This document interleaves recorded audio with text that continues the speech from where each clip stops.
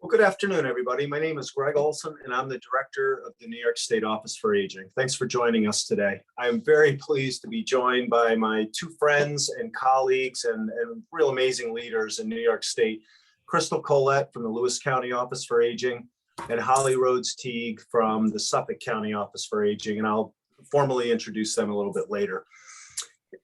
In the early hours of June 28, 1969, police raided the Stonewall Inn in New York City. That was a gay bar in New York's Greenwich Village and began hauling customers outside. Tensions quickly escalated as patrons resisted arrest and a growing crowd of bystanders got into altercations with police.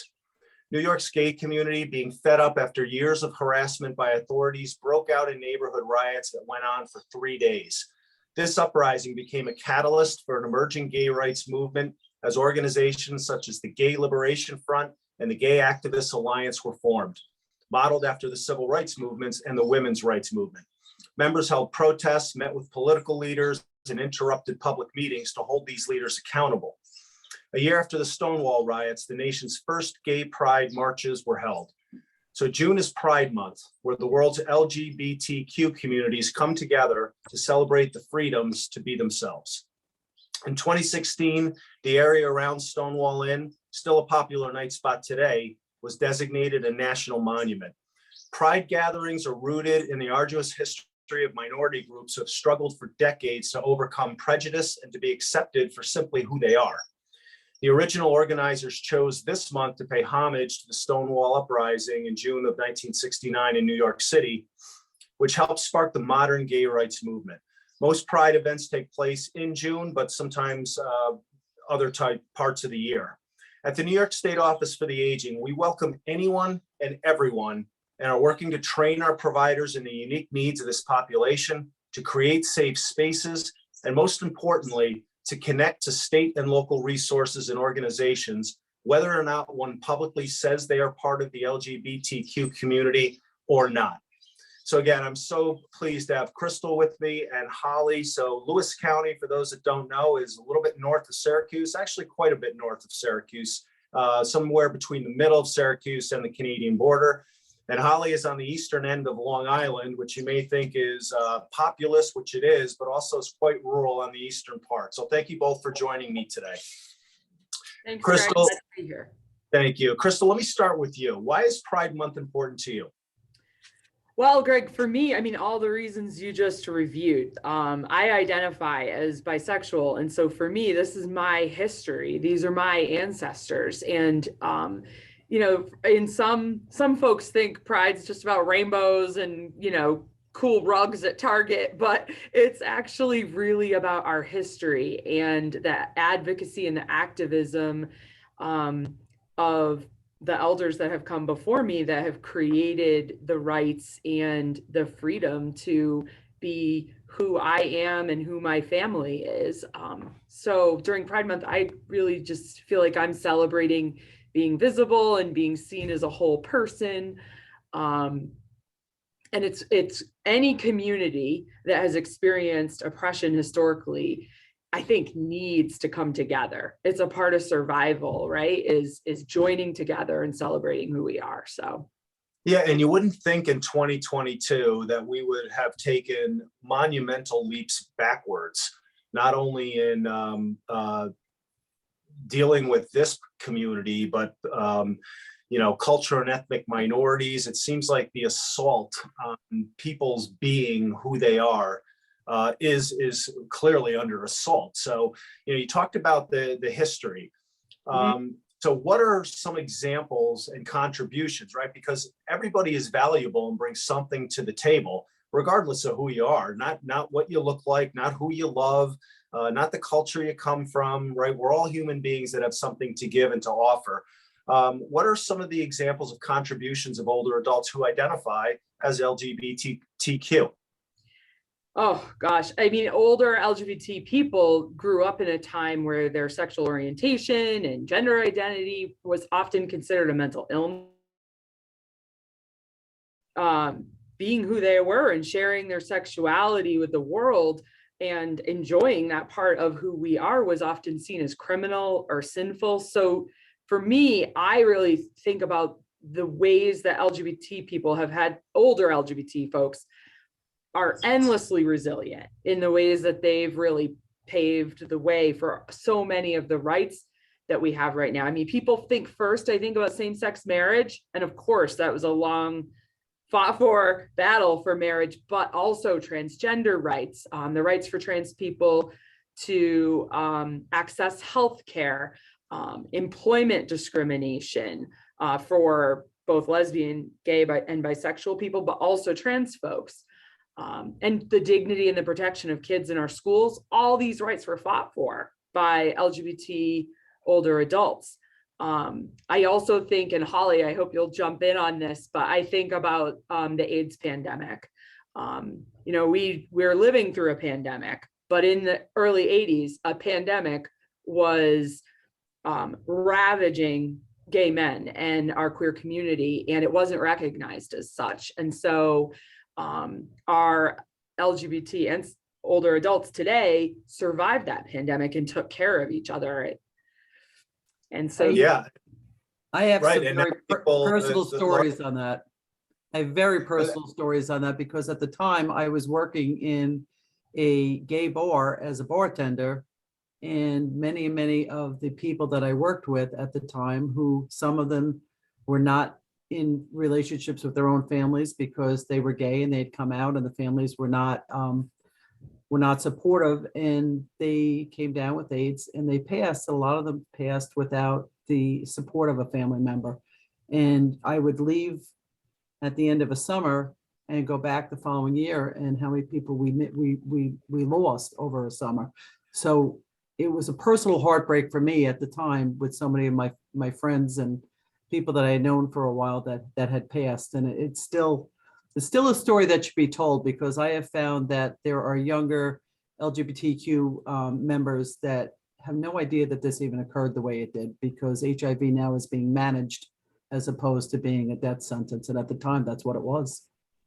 right, and we're so able to manage the virus today because of organizations like ACT UP and the Gay Men's Health Crisis that fought for our government to recognize the pandemic of AIDS and develop, you know, state-of-the-art, all the healthcare knowledge and ability to treat and manage the virus that we have today. Yeah, and I don't think people realize that the largest group of individuals living with HIV and AIDS are older adults, right? Right. You know, and then wonder, you know, we shouldn't be even asking people their sexual orientation. They're just people.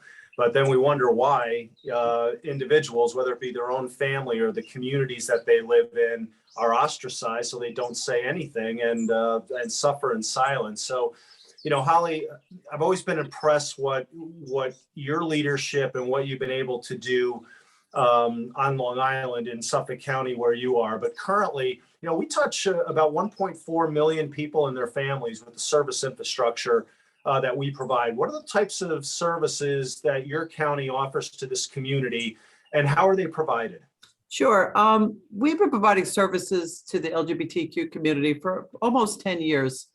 And that all came through a contract that we had with a very progressive organization, and now it's the LGBT Network. And what we were really concerned about is that we provided social activities when we first started back in, I don't know, like I said, years ago, it's the third or so, because there is a greater increase in social isolation for the LGBT community. So we do have activities under the Senior Center Recreation and Ed. They have provided great activities. There's what they call their mingles, where older adults get together. It always includes food because that's what they like to have. And they get together, they talk, they have a lot of fun. They do different programming. So that was important to have that social type of activity. They also do group discussions as part of that.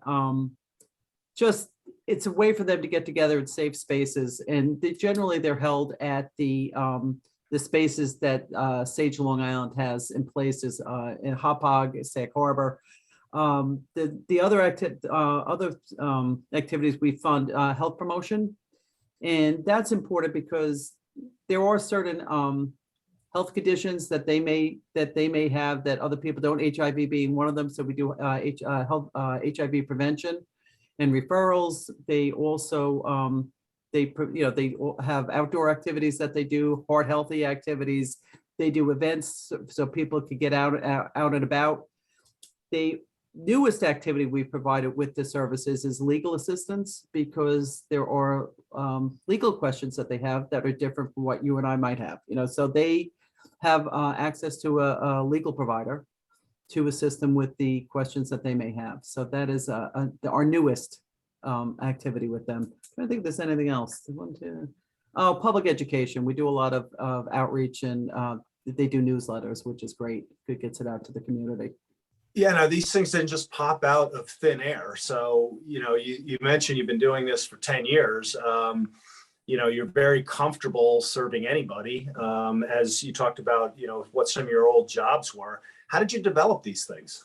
That was something that, I'm pretty passionate about what we're doing here. And I was able to connect with David Kilnick, who is the executive director of the LGBT network. And we met by chance in 2004. We decided, we realized that we both had a shared passion for serving the LGBT community. And at the time, there was no SAGE on Long Island. And David had been thinking about, well, maybe I should start serving older adults. And he did some focus groups, and I participated in the focus groups, and I heard people's stories and what they wanted and what they didn't have and why they didn't feel comfortable going to, with the senior center down the block. And SAGE came out of those, those meetings. And from that point on, David and I would talk about, well, what do we want to do with this? He already had started the program, and well, what could I do to assist? And so I was able to, after a prolonged period of time, was able to get funding into the county budget using, some of our state funds and local funds. And the funding was what was able to get these programs into place, which I was thrilled to be able to do. And, part of what we did as well is, we provided education to his staff as to what we do.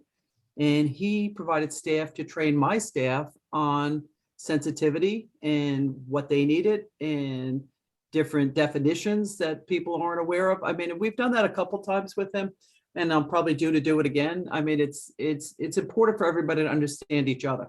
One of the things that we tried early on is I was able to initiate some discussions between some of the senior centers and the SAGE community, so that they were able to meet out on the East End, where they didn't have space at the time, at a senior center. It was kind of off hours. It was in the afternoon. They would do a meal for them. They had their social activities, but what was really good about it is they were able to then see what a senior center was like. Not that they wanted to necessarily go there, but if they were doing trips, maybe they would join the trip.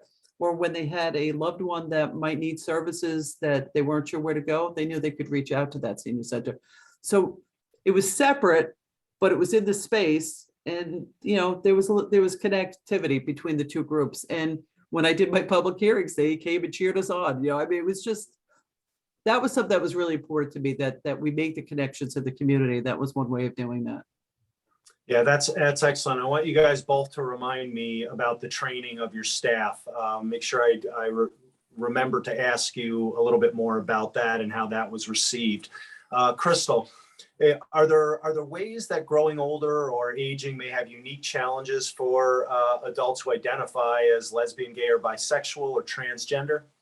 Yeah, Greg, as Holly was just highlighting, I think a lot about if you've spent your growing up and your whole adulthood facing discrimination, maybe in employment or rejection from family or faith communities, of course that impacts our aging process. So older LGBT people are about twice as likely to live alone, and also twice as likely to be single. So caregiving is a important issue for us to recognize in social isolation for LGBT seniors. Also, LGBT seniors are about 3 or 4 times less likely to have children.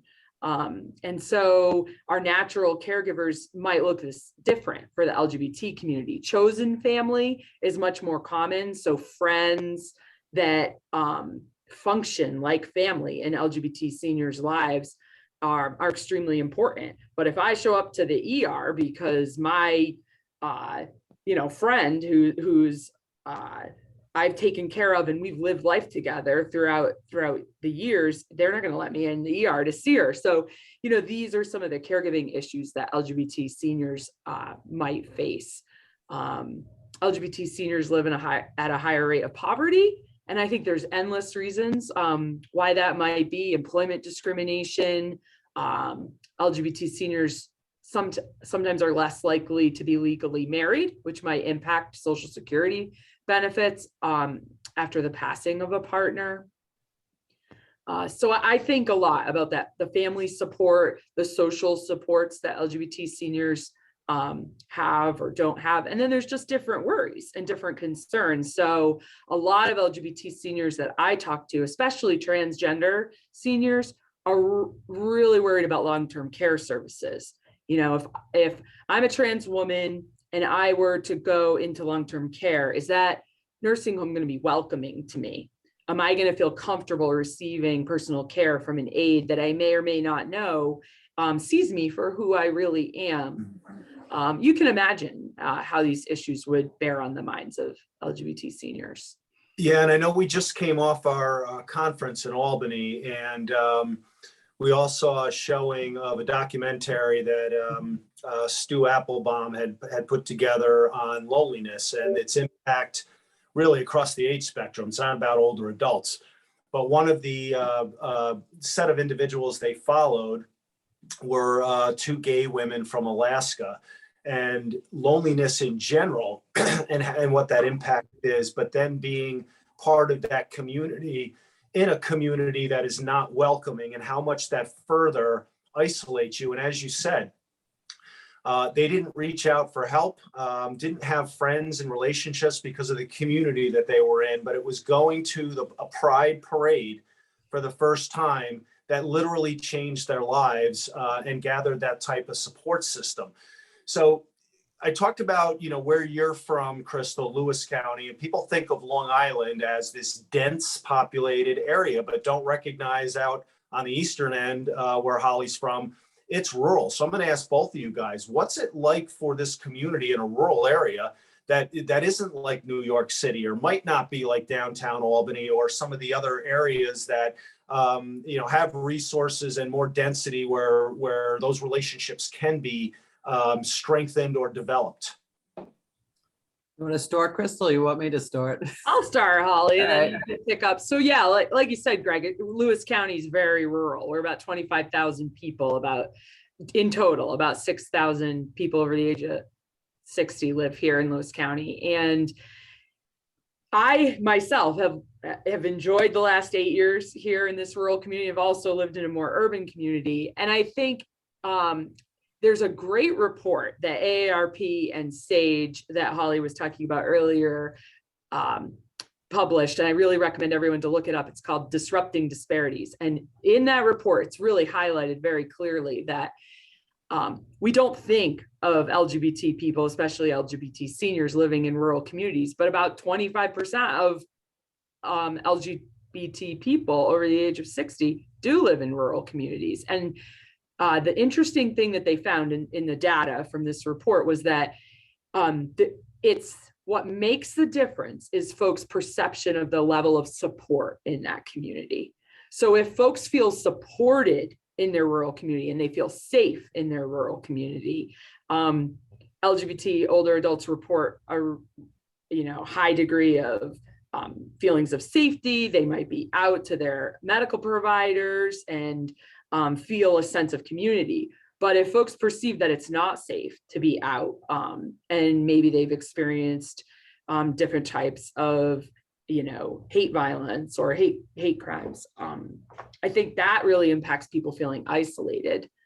And so we're trying in rural communities to create safe spaces, opportunities like pride picnics and parades and special programming for folks. And even if it's a small number of folks that come together, I think that community and that opportunity for safety is essential. I don't know what you found, Holly. I think even for mainstream programs like our nutrition sites, our contractors, I think it's so important to train staff that are at these sites, because even in rural areas or even some busy, people just don't know where to connect. But if we're able to get our sites trained and the people trained, and so they can make it a welcoming atmosphere, even within a regular senior center, that people might ask the questions of where, where can I go? Or, I have different needs than some other people who might be here. How can you help me? But I think it's so important that we make welcoming sites everywhere, not just, a pride parade. I think it's, it's an ongoing process that I think we're all going through. You see it at libraries, everybody's putting up, the rainbow flags. Does that necessarily mean that everybody is supportive? No, but we have to get people to be supportive. So I think the more we do training and the more we talk, I think it's just going to make it easier for everyone, whether they're rural or urban or suburban. Because somebody in a suburban area could be surrounded by all these places to go, but still not feel comfortable going there, so I think. Yeah, you're absolutely right. Now you mentioned this again, so I have one question each for each of you, but I'm going to go back to the training. We talk a lot about learned behavior. Racism is learned, sexism is learned, ageism is learned, discrimination is learned. Both of you have on multiple occasions proactively looked to train your staff. As you mentioned, you're training others in the services and supports that you offer, but your staff are receiving trainings also. And many people learn these things. We're in a fear society where this stuff is learned, which is why we're where we are. How have your staff, globally, received the training that has been provided? Yeah, so in Lewis County, we've worked with, sorry, Holly, we've worked with Sage Care. So Sage Care is a division of Sage, which is a national organization for LGBT older people. And so Sage Care provides some excellent training for professionals on unique needs of older LGBT adults. Several of my staff participated in it, and we're thinking about doing the next level of training. I think it's a wonderful resource for any Office for the Aging. All right, so I've been around a long time, so I'm just going to go backwards a little bit. So we've been trying to do this for 15 or so years, and I have to say there's been a difference. The training that we did early on was not that most people were okay with it, but some people were a little hesitant. And then I did training a few years ago. It's almost a very different reception. It's almost like, well, I don't even know why we're doing this. People are like, this is just the norm. So there has been a shift, I think, in a lot of people's attitudes. So I think that's going to continue. I think, the longer we're at it, the better it's going to be. So for me, it was really a positive thing to say, oh, the things are a little different. And I think that it starts with the kids. I think there's a lot more discussions between kids in school. And I think we're going in a positive direction. I really do. Yeah, I think that's, you go ahead, talked about creating like a culture on your team to ask questions. So like, we can never know what all the LGBT language is. My 16-year-old daughter will say something that I have like no clue what she's talking about. And so I think the same thing at work, we need to be able to talk about tough subjects that maybe growing up we didn't talk about, but I think training opens up that dialogue for teams. Well, yeah, you're talking about creating your own safe spaces in your work environment. So Holly, I think you've gracefully dealt with that automatic light twice. That keeps going off. So Holly, your partnership with David really created something extraordinary in your county in developing really one of the first LGBTQ friendly housing projects. Talk a little bit about that. I am really happy to talk about that. And I have to tell you, all that credit goes to David. I mean, it was a vision that he had. It is the first suburban LGBTQ friendly housing in the country that was finished. They opened the doors last summer, and it's 75 units of affordable housing, and every unit's affordable, and it goes based on income. And it is in downtown Bayshore. It's got the train up the block. It's got the buses on the corner. It's got Main Street with all the activities that you could possibly have. The ferries to Fire Island are just down the road a little bit more. The doctor's office, because Northwell is in Bay Shore, so it's a huge health network. So you could get to doctors. Everything you could possibly want is within a mile or two of each other. Everything's right there. So that's perfect for somebody who, may not drive. They could get to New York City in an hour and 10 minutes. So the housing is really well positioned for people who are older, who want to get places or do things. This is a tremendous amount of activities in the area. It is LGBTQ friendly, and they filled up. People were thrilled to be there. I've met some of the people that live there, and they're so happy to have a space of their own where they're safe. They don't have to worry about people looking at them sideways or feeling that they can't talk about their partners or where they're going. They have, like-minded things that they want to do. So it's been a real boom for them to be where they are and to be safe in their space. For me, all right, so now you have the housing, but as part of that housing, there's a community center that is 8,000 square feet. David is looking to open that up for many activities coming hopefully this summer. And, for cultural activities, arts programs, different musical events that they could do. We're hoping to put a nutrition program in there at some point if somebody wants a congregate meal site there. I think it's a great place to put one. So we're hoping that will happen. And I have, from my end, we'll support whatever they want to do because I just think it's such a great space for people to come. Because the community center is not just for the people who live there, it's also for the people in the community. So I am waiting to see how this all works out because I think it's going to be fabulous. It really is. I mean, I just love listening to it. I can't wait to come down and visit. Let me close with you, Crystal. Are there organizations in New York specifically dedicated to serving the population that we're talking about today? Yeah, so we've mentioned SAGE a few times. SAGE is a national organization that does a lot of education and advocacy around serving LGBT seniors. And they also provide direct services in the New York City area. And SAGE actually has 29 affiliate organizations all across the country. And a few are right here in New York. So Holly's mentioned SAGE on Long Island. There's also a SAGE organization that serves the Hudson Valley region.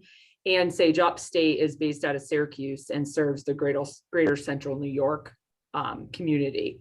So SAGE is the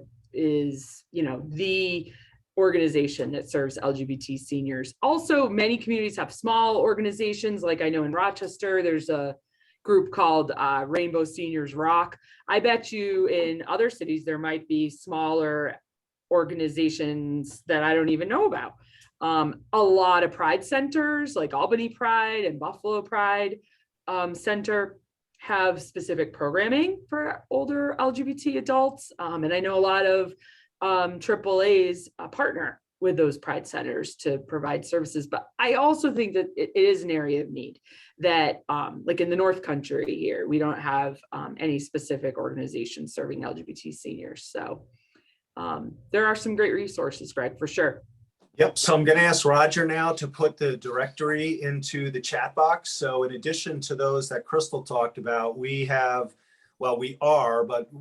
fairly well along in actually listing all of those types of organizations throughout New York State, whether they're SAGE oriented or smaller. But for the majority of the state, there's some gaps still, but we're still collecting data. There are a lot of resources. So you'll see those in the chat box that we've listed by county. We will also be continuing to update that, as well as what those organizations actually provide. You would be stunned at the breadth of services. So if you have been comfortable in, self-identifying as being part of this community, that's great. These resources are there. If you're not comfortable for a variety of reasons, which we all understand, these are great places to go that will understand and help to support you and help you receive any additional services or supports or connectivity that you want. So Holly and Crystal, this has been great. You guys really are such leaders in this, and I'm going to be counting on you as the months roll by to be our peer endorsers as we continue to work with our county offices. And as you both know all too well, through your offices throughout New York State, we work with another 1,200 community-based organizations. There's a lot of work that we need to do, but people are people, should be seen as people, not based on the color of the skin, who they love, where they came from, et cetera. And that's what the whole goal, the Pride movement is, and many of the suffrage movement, the civil rights movement, is just to let people be comfortable in their own skin and be accepted for who they are, no different than we're accepted for who we are. So thanks so much for joining us. Again, Holly Rhodes Teague, Suffolk County Office for Aging, Crystal Colette, Lewis County Office for Aging. We'll see you in a couple weeks. Thanks, Greg. Thank you.